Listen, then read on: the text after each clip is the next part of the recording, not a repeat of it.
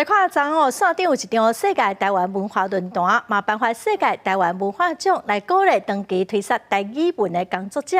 大家嘛做伙来讨论台语文未来的发展。这台语文工作者伫各领域有出众的贡献，上台领奖。1月14日，世界台湾文化论坛举办世界台湾文化奖颁奖典礼，亲像伫台语出版领域打拼40年的前卫出版社社长林文钦，主办单位颁出版赏予伊，感谢伊的贡献。前卫出版社自开始办道，敢若讲要倒吼，只要前卫出版社若无倒吼。有关台语文的出版，请各位放心，阮会继续做，做到讲阮无法度做。好，感谢各位。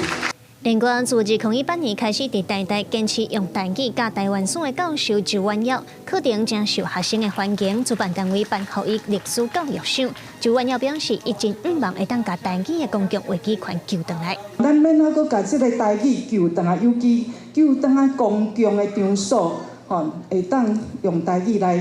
讲话尤其咱台湾人上重要场所的事，咱一定爱当听到台语所以咱民间爱阁继续奋斗努力。世界台湾文化奖计共颁12个奖项，包括电台赏、新媒体赏、乐团赏等等，就是希望会当鼓励济长期推广台语文的人，鼓舞大家伫台语文领域继续打拼。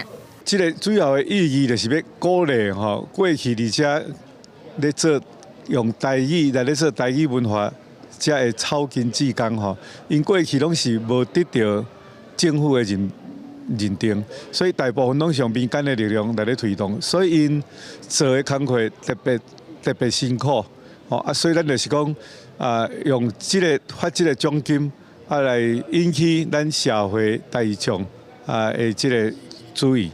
针对国家语言复振的事件，文化部表示，行政院自2012年有决定5年320多亿的预算来推动国家语言整体发展方案。文化部嘛有推广台语主流化计划，希望台语路会当愈行愈开阔。